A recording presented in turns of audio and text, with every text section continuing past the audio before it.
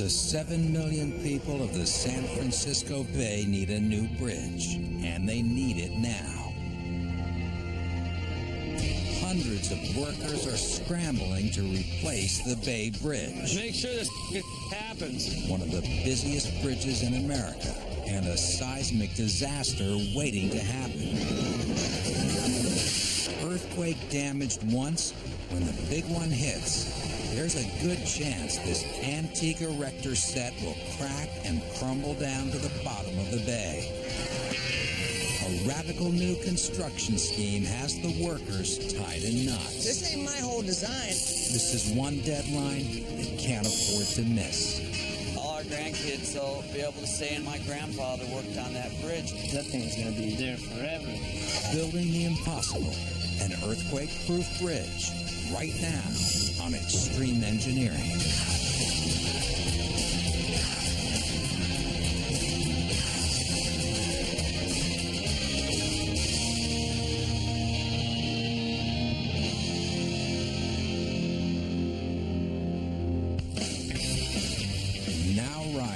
Just alongside the 68-year-old eastern span of the San Francisco-Oakland Bay Bridge, the biggest transportation project in California history. In the year 2010, the planners say the new Bay Bridge will be ready to carry its first passengers. When it does, the old Bay Bridge will be torn down. Right now, all the action is on the waterline. Under construction are the 28 bridge piers that will support the roadway above. The hours are long and the work is dangerous. Every day, the risks are faced by the members of 3 separate bridge-building crews. The pile drivers, who will pound 160 massive steel support columns 300 feet down into the bay. The welders, who will work in 200-degree temperatures with arc lights bright enough to cause blindness. And the iron workers, wrestling thousands of steel rods into giant cages that give the bridge the strength to survive an earthquake.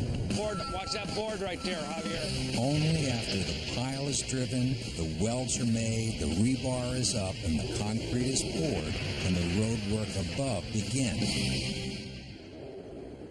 The pier story starts in the iron yard. Warren Moldovan never moves slowly. 30 years into his career, he's the new Bay Bridge Project's head iron worker. Got lots of things to do at once.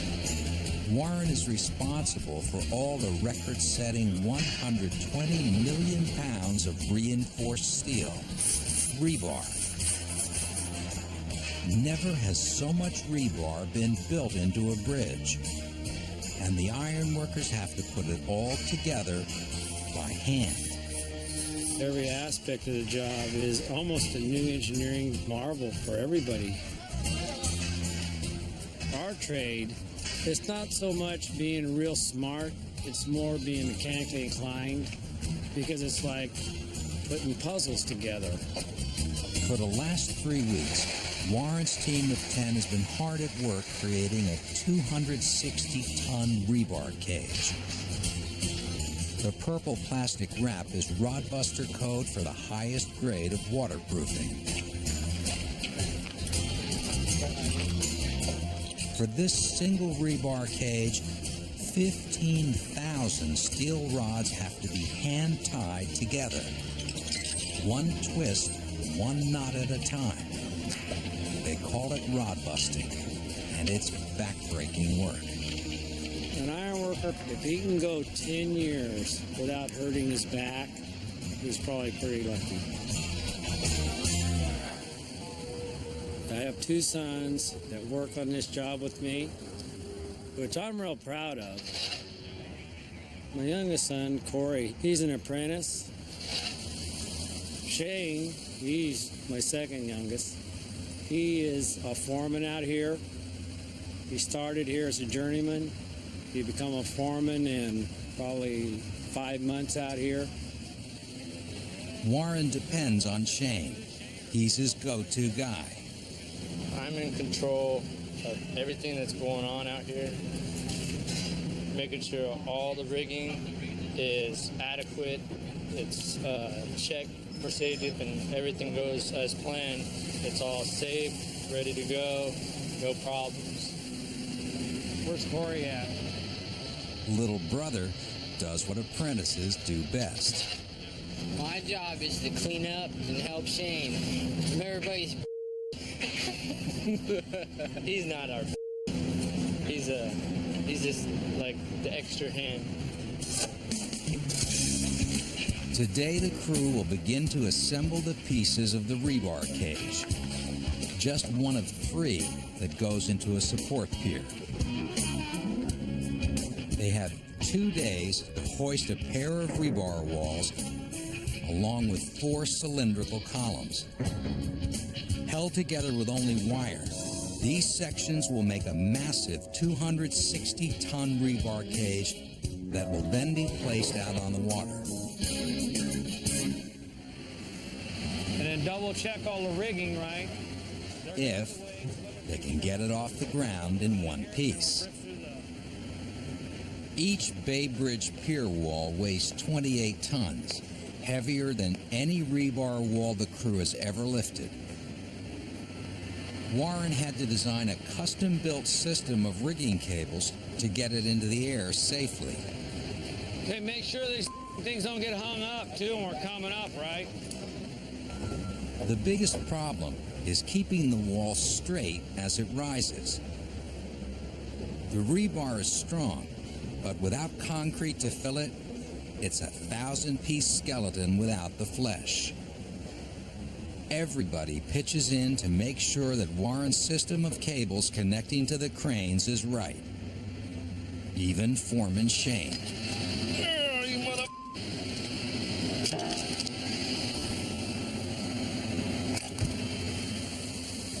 The 2 crane operators will have to hoist in unison. If the red crane driver Jeff zigs, when gray crane driver Rod zags, they will tear the wall to pieces. Pretty close. They keep in constant contact.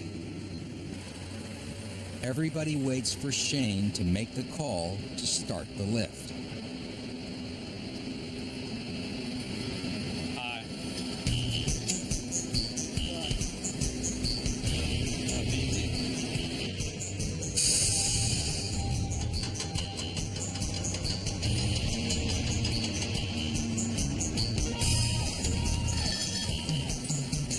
A little settling is normal. But if the rigging's not right, the whole wall will twist and buckle.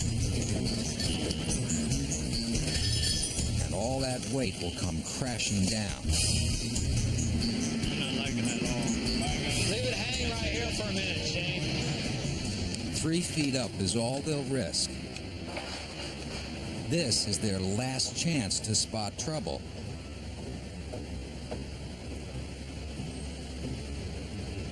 Once the wall goes up, there's no bringing it back down. Shane sees something. Over here, look, right there in front of you. On the wing. He moves in for a closer look. Hey, we got one bar.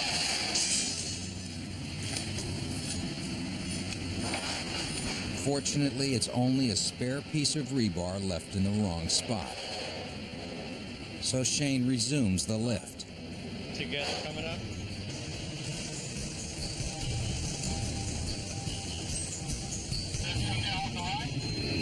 Yeah, you're at 54.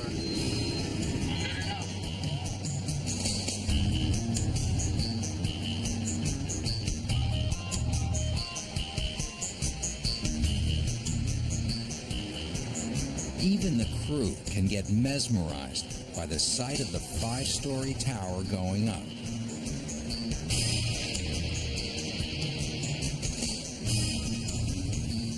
Make sure everybody's watching, nothing comes sliding out from inside it. From this height, even a single falling bar could kill a man instantly. It's all right. We'll come to the inside. You're about 4 foot off the ground.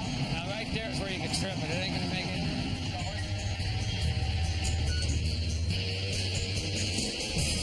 it. 15 minutes later, Wall 1 stands tall in the breeze, balanced on end, held in place only by the gray crane and Warren's rigging. It's time for the Cowboys of the Sky.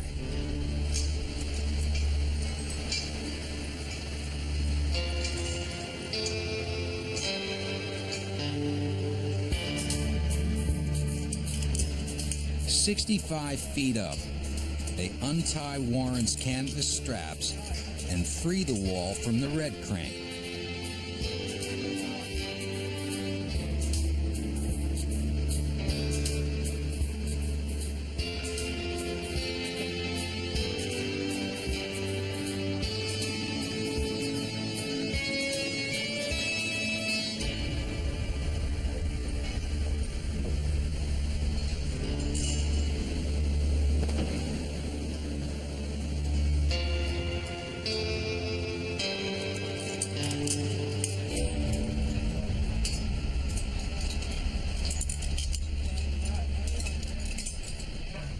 Now it's Rod's turn.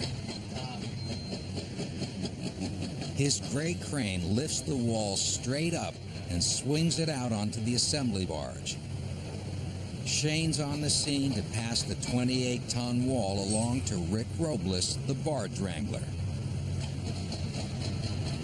It's all yours. Keep it like that. That's the way it's got to go in.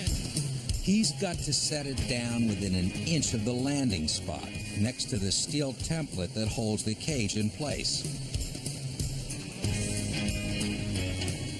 The rest of the crew gets into position, climbing upstairs inside the template.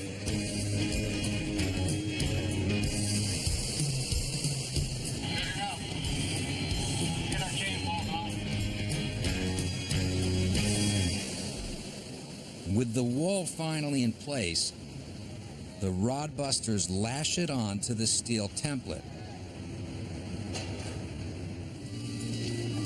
Warren's son Corey knows what happens when his father gets behind schedule. What's that? Watch your finger. Working for my dad is pretty nerve-wracking sometimes. You gotta move fast, be quick. Rodney hooked up. It's a whole lot easier for you to holler at your kids than it is to holler at another man, same age. And I guess that's just normal, right? Well, I mean, help them. Work with them. By the time the second pier wall has been placed, there's only 1 hour left in the day's shift. But Warren is determined to squeeze out one more job, preparing the walls for the columns to come. Hey, Rick, see how we did this? Warren remembers the last time they tried it. Rick Robles' crew rigged the wrong side of the wall first. Warren didn't like that. In the morning, we sat till 10:30 before we lifted the column because that side was ready, but this side wasn't. So this side has to be done first no matter what. If it takes everybody here, we got to bring Shane off the dock. He's not doing nothing. He can come out here. He can go to work too. When Warren cracks the whip, there's nothing much to do but hop to it. Get over and get set to pick this up. The barge workers and half of Warren's crew, including sons Corey and Shane, stay 2 hours extra to rig the wall for the massive columns to come.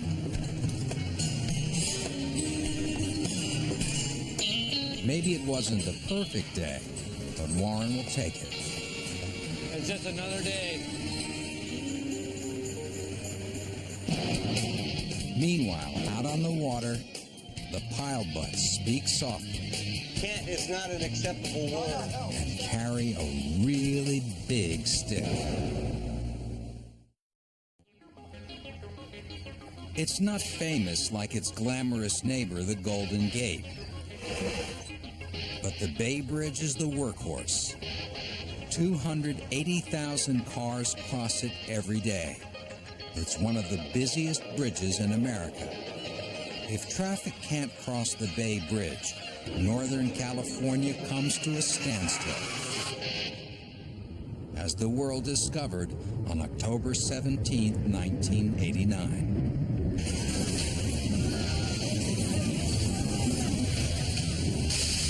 A 7.1 magnitude earthquake struck the Bay Area just as the Oakland A's and the San Francisco Giants were about to begin Game 3 of the Baseball World Series.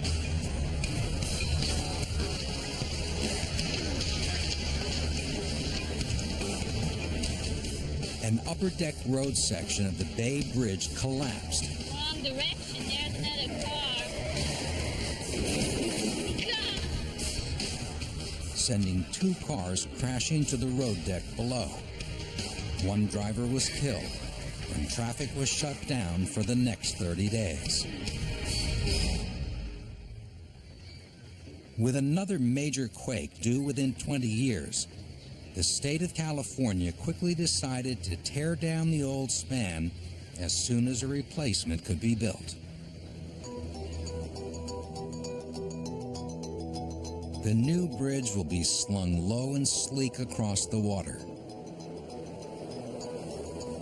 A double ribbon of concrete that will climax with a single suspension tower and give Oakland an eye-grabbing landmark to compete with the Golden Gate. But right now the focus is on the base. Building support piers that can shake, rattle, and roll their way through a California earthquake. That means 28 piers set 175 yards apart and 160 of some of the biggest, deepest support piles ever driven. It means employing the General, the biggest floating crane on the West Coast, full-time. And to run it, a rough, tough, smart, and fast crew of 7 ballerinas.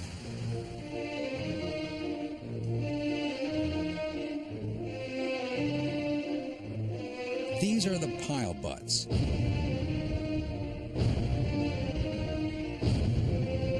Their construction company, KFM, mandates the stretching time each day.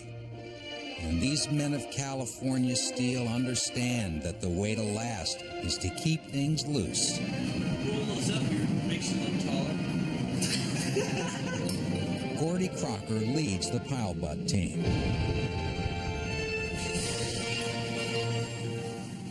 Go down there and Roy's going to show you how to do that. Tell me if they're going to fit. If they're not going to fit, then I got to clean out the well on the... Gordy is a third-generation pile driver who has only lately made the jump from line guy to team leader.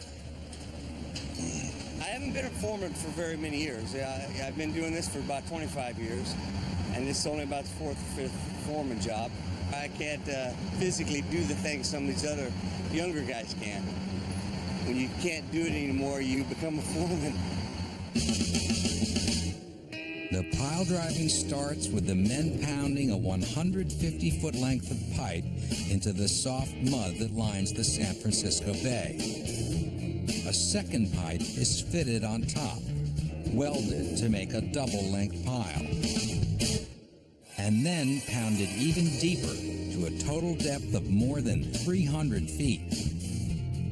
5 more piles sunk at precise angles will create a double tripod of support for the roadway above. The men hope it will stand up to the big one. Everybody wants to be on the big job. Right now, this is the big job. It's construction work. This is just a larger scale. You know, we all drive pile. This is just a big pile. Today, Gordy and the crew on the General are sidled up right in between the coffer box that will hold pier number 6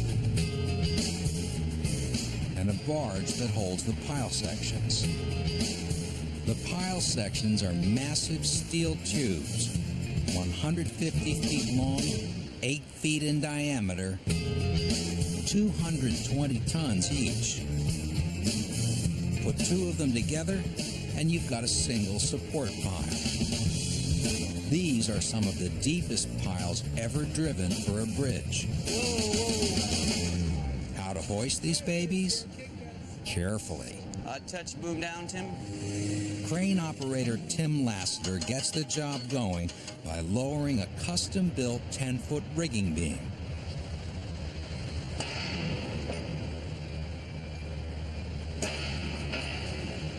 It takes 3 pile butts to wrestle it into place and pin it closed. Pin. Okay, we got it. Roy Herder's point man on this launch. As soon as Keith gets to the other end, can we loft this?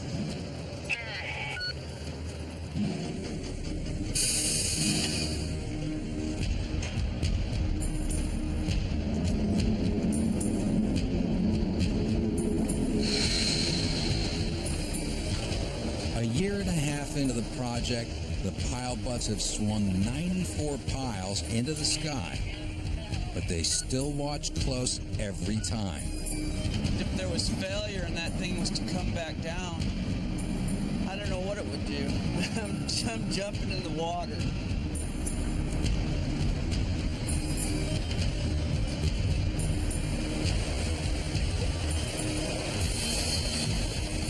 Tim swings the pile from the barge it was lying on to the deck of the General.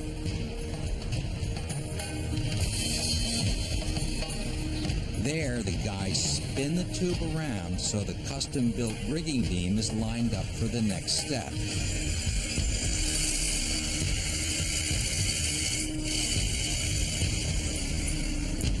That's Chris Puglisi trying to hold back 220 tons of steel. Good luck, Chris. With a little help from the crane, he does it. Get the hell out of here. Time to hop the gangplank off the General and onto the waiting cofferdam. A cofferdam is a 75-foot square hole in the bay with all the water removed.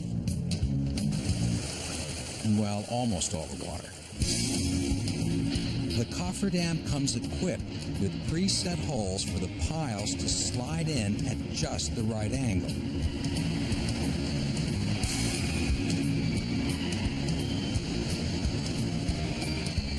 Gordy's got the catbird seat, 10 feet below the waterline and right in the middle of the action. Okay, Roy, watch I don't bump anything on the backside. Back up in the crane cap, Tim drops the steel tube toward the template hole.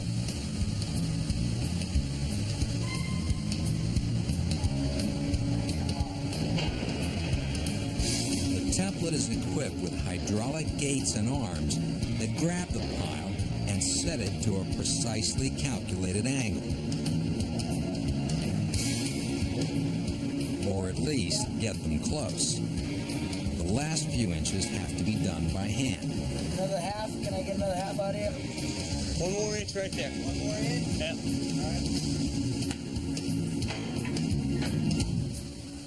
Yep. Gordy's on a tight schedule. You done messing? I'm going to throw an inch in here and we'll be done. He's got to drive 3 piles today. No, I want an inch. Now. It's nearly lunchtime, and he's barely done with 1. Okay. We'll cut you loose. It makes for long days. It's lunchtime, but there's no wandering off to San Francisco for crab cakes and Chardonnay. When you work on the General, you stay on the General.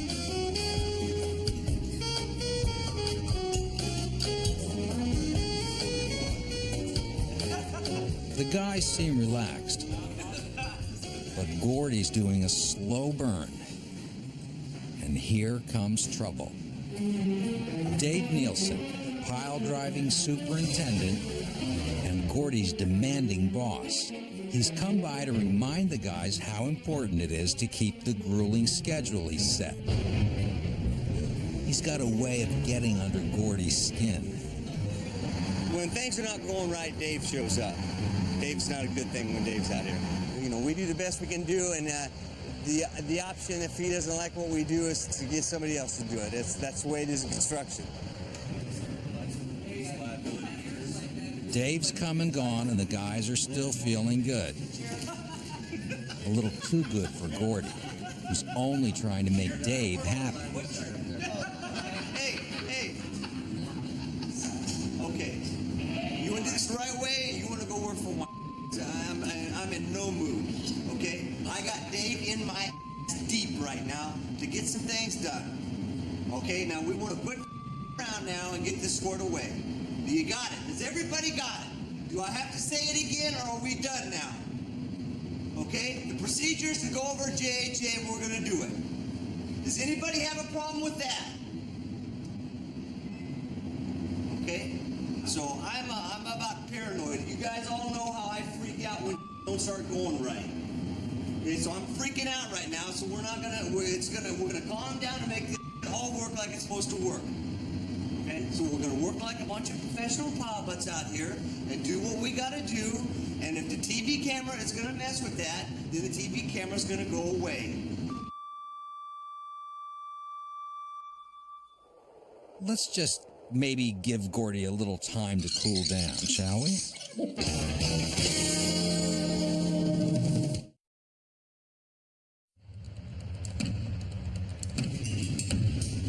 Lunch is over on the New Bay Bridge, and Pilebutt Foreman Gordy Crocker is back in control and ready to pound the pile into the bay, if even one of the General's 90-ton hammers holds up.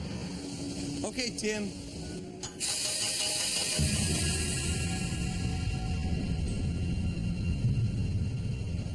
The hammer's power is hidden inside the 55-foot yellow steel shell.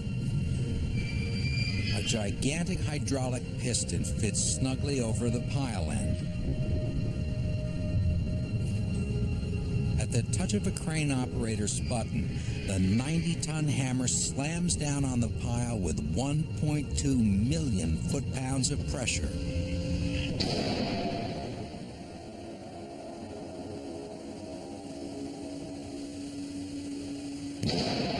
That's like 15 fully loaded 18-wheel trucks hitting a brick wall simultaneously at 40 miles an hour. Oh yeah, that's a lot of force. All day, 3 miles around, everyone can hear the mechanical heartbeat of the bridge.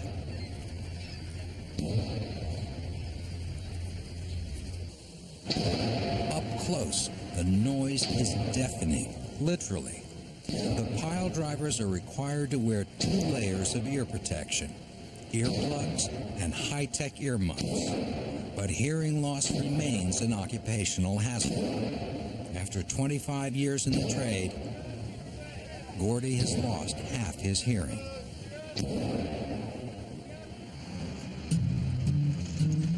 $3,200 deafening blows later, the first pile of the day is finally in. Gordy will keep his crew at it till 8 p.m. Another 14-hour day on the Bay Bridge. Good for the bank account, brutal on the mind and body.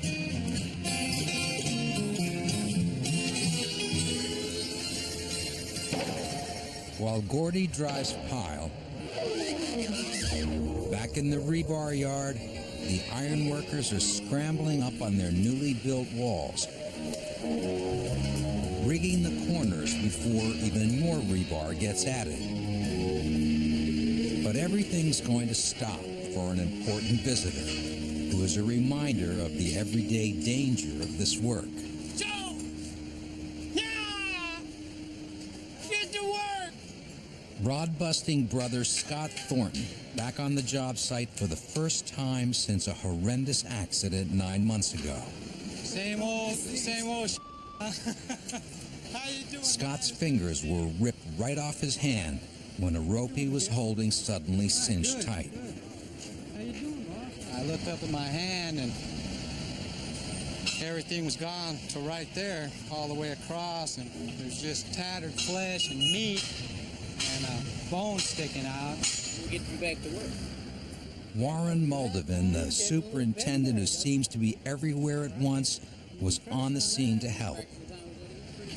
Warren, he gathered up my fingers and packaged them up good and proper, you know, and EMTs told me that on the way to the hospital when they unwrapped my fingers that whoever gathered up my fingers, they did an excellent job. It was really fortunate. Scott's endured dozens of surgeries. The last removed one toe from each of his feet and attached them to his hand. Still at it, huh? Yeah. What's up? Oh, That's all right. I don't want to squeeze too hard. It's getting better. Yeah, don't squeeze it. I've never fit in anywhere in my life like I fit in here with these guys and doing this kind of work. These guys are going to really feel ashamed when I come out here and tie faster with my toes than they do with their fingers. That's really going to be bad. Maybe it's the shared danger that turns the crew from workers to family. They need each other to stay safe, to stay alive. I'm going to be back. I'll be back one way or another, Jerry.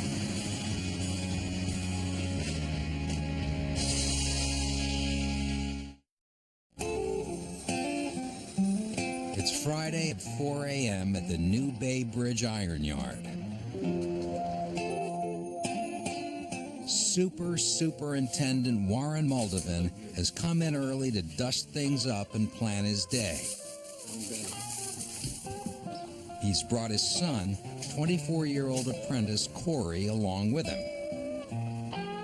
Oh, man. Getting up with my dad in the morning.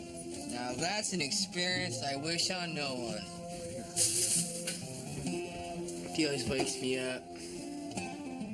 My day consists of alarm going off at 2:35 in the morning, leave by 3, no later. He thinks it's funny, but it's not. It's torture. Get up, you ain't doing nothing anyways.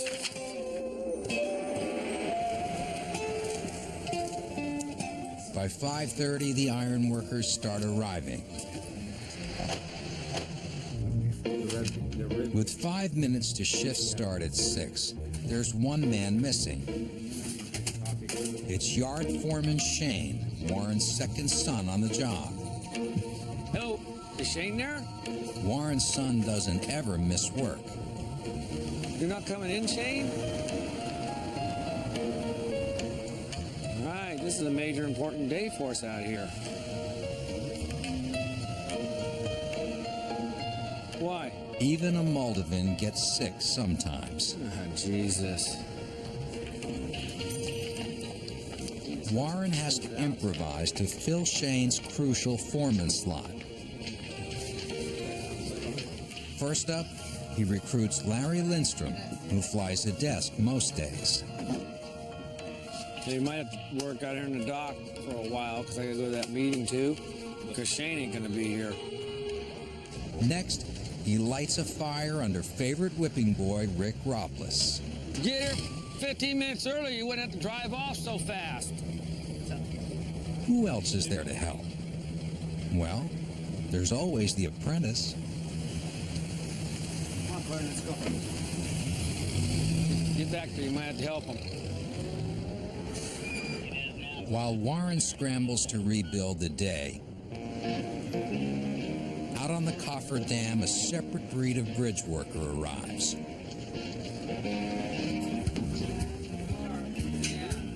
These are the pile butt specialists, the welders. Crew boss Bob Harris starts the shift with a little chat about safety. Grinding was an issue with your sparks and directional sparks, okay? You gotta have respect for your partner, shoot the sparks. Because the piles are too big to build in one piece, they're assembled in two sections. Where the sections meet, there's a gap. The welder's job is to fuse together the sections with hot molten steel.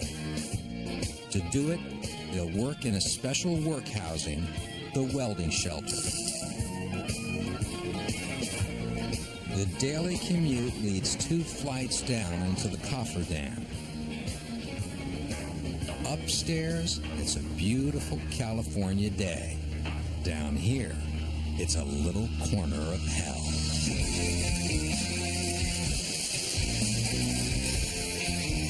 For starters, heating strips warm up the welding band to 200 degrees to reduce stress on the pile.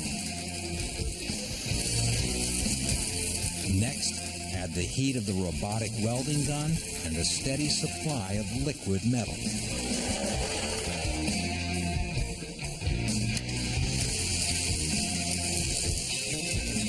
Two guys work a weld, each on one side of the pipe. This team will blast away for 12 hours straight and then be relieved by the night crew. The welding will go on for 72 hours straight. That's for one weld. The bridge will need thousands.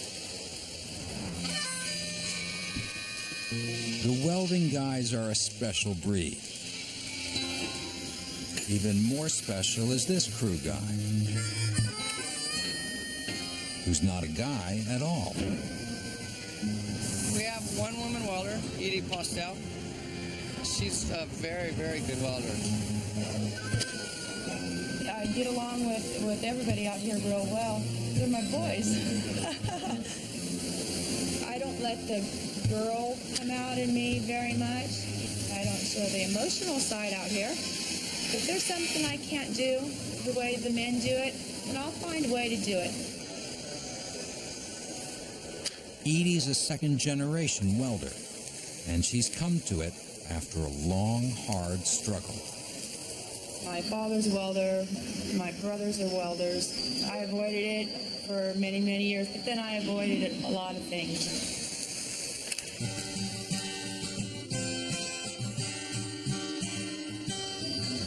I'm a recovering heroin addict. I've been clean 10 years. Went to prison 5 times. I was probably in 11 out of 13, more in than out. You know, I'd go in, do a term, come out, and stay out just long enough to get in trouble and go back. I learned to weld in a vocational welding class in prison. I'm probably one of the very few that ever get clean and stay clean and use the tools that the prisons do offer you. Fortunately, my mother and father have always stood behind me. My father, you know, if we run into somebody that I don't know and he knows, he'll say, oh, this is my daughter, the welder, and she's working on the Bay Bridge. I mean, he just lights up like a candle. The welders will be at it for days. Meanwhile, back in the sunshine, Warren Moldovan's got to leave the job site for a big meeting with all the supers on the bridge. And without Son Shane to direct the hoisting of the massive round columns, he's feeling a little on edge. Just tuck the eye in there. Tuck your eye in there. Tuck your eye underneath. The other way. Just show him, Eric. Just the top of it. First. Put the top through first. Without Shane here, he does most of the rigging. Yeah. So we have to use different guys, so we got to watch. They don't rig every day. It takes an agonizing 10 minutes to lift the column upright.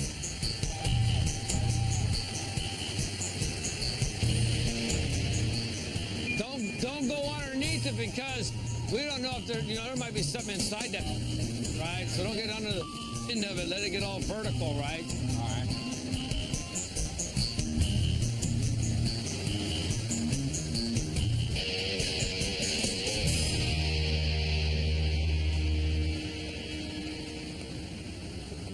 The job's still not done. The column has to be prepped to hook onto the wall already set up. And Corey's in hot water with his dad. Corey, go grab your tools. Get your tools on. They're in his truck. I told you to leave them here.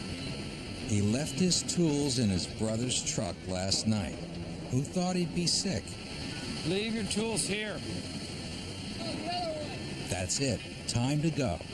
Okay, I'm out of here. With one final clear instruction for the crew. Make sure this happens. Apprentice Corey can't climb yet, but he helps out on the ground. Even figuring out on his own how to pry loose a stuck rigging bar.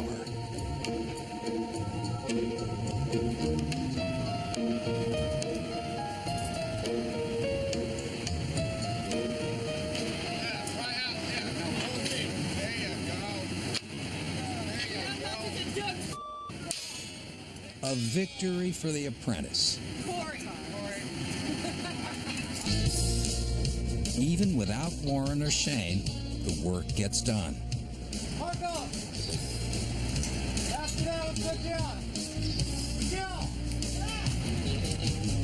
By the end of day Friday, the columns are up and in place. Time to hit the beach.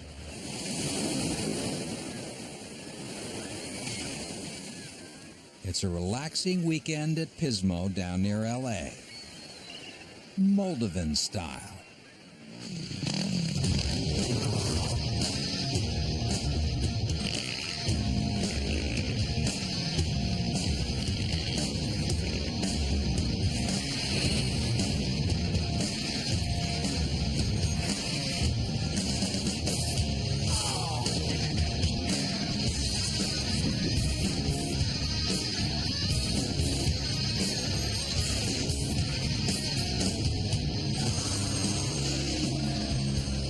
It's a big relief to me to come down here. Because I'm under such pressure on the job. It's therapeutic for me, and I think it is for my kids too, to get away from the everyday, my dad is the boss. Oh, she is dead nuts. That's right on. Ready to rock and roll? Ready to go. Time to tear it up before the weekend ends and the Moldovans head back to the bridge. Get all the rest you can, guys, because it's back to work on Monday.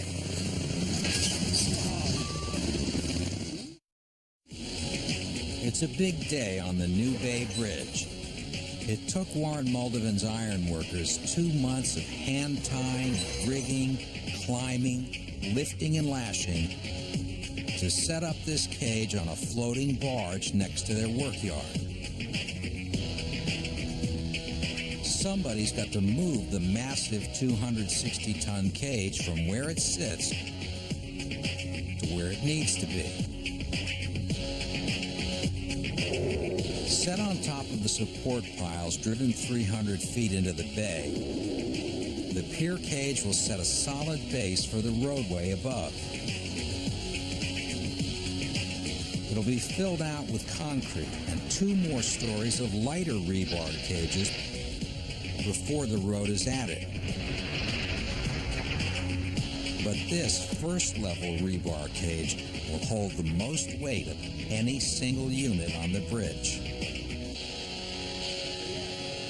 Before the lift, the pile butts make last-minute adjustments to the chandelier, the widespread net of rigging 72 feet up, connecting the pier cage to the crane arm.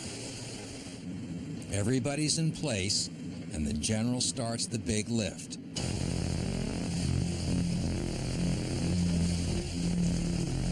The trick here is to clear the template staircase the rebar tower was built around. Hey, Tim, give me just a little tiny bit of boom down. little tiny freckle here. It's only 30 feet up, but the slightest bump will cause big problems. Nice and easy, about 3 feet away.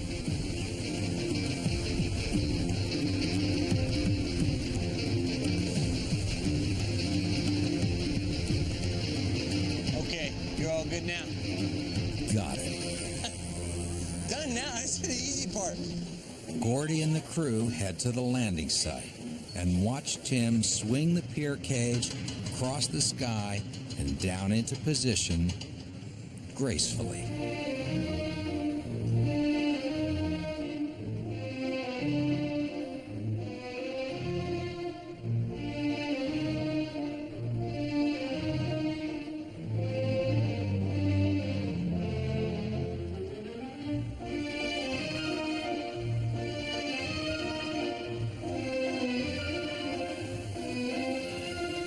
That's good, that's good.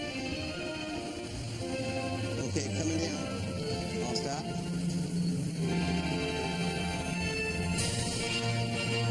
All right, Tim, give me just a bump. The pier cage bottom is now 20 feet deep into the footing box. Once it's filled out with concrete, it will stand strong and straight. Nice and easy, coming down, stay touch. But for now, to keep the giant cage from a catastrophic tilt and crash against the sides of the footing box, the pile-butt team has improvised a set of clamps, just like a Christmas tree stand, to hold it in place. Where the clamps meet the rebar frame, simple squares of plywood provide a smooth surface for the clamps to hold onto. But there's a problem. Or maybe a foot off, so we got to wire this plywood up like this. So when I come down, it just slides right on that. I heard something. Nate, did you grab nails? With the tide coming in, the General, all 4,000 tons of her, bobs from side to side and up and down in the water. Every time the clamps get close, the tide shifts, and the plywood falls out of line. It's frustrating. Okay, then you got to move the plywood up. You're in charge. It's at this exact moment that Gordy's boss, Dave Nielsen, shows up. Dave always seems to get Gordy amped up. Last time he was around, Gordy blew a gasket. I got Dave in my deep right now. Dave doesn't like the look of the plywood, and Gordy loses it. What's the plywood for? Because the rebar hang up on every one of those things. This ain't my whole design. I mean, you got to have a piece of plywood. The tide comes in and everything goes up. We did. We started in the right spot. The plywood slides out. You ready? I could put a 14-foot stick of plywood right here and I wouldn't have a problem with it. We're close. We're close.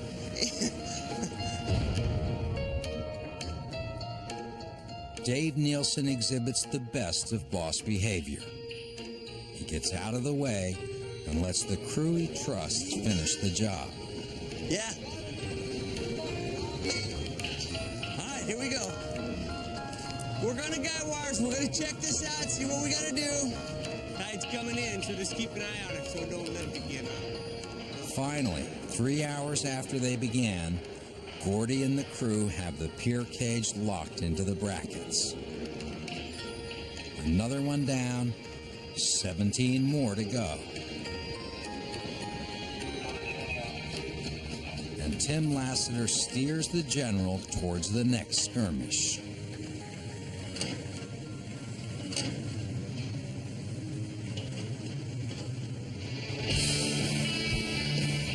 For the next 6 years, the grueling and dangerous work will continue.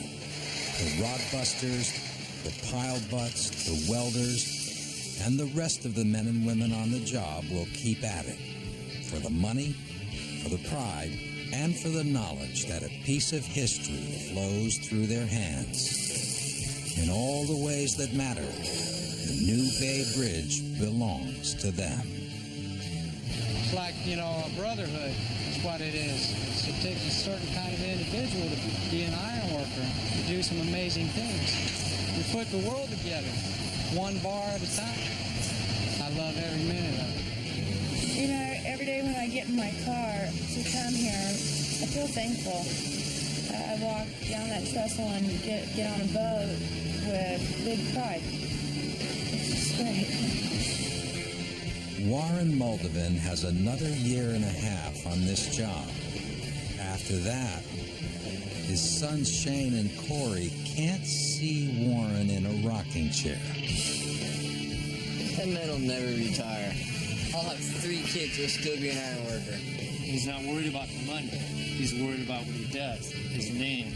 That's why I want my name. Oh, I love doing this work. And it fascinates me to see things that you would think are impossible. And to be part of that is so fascinating in my mind that I wouldn't give this up for anything. I won't go home until the last dog dies. The last piece of rebar is placed.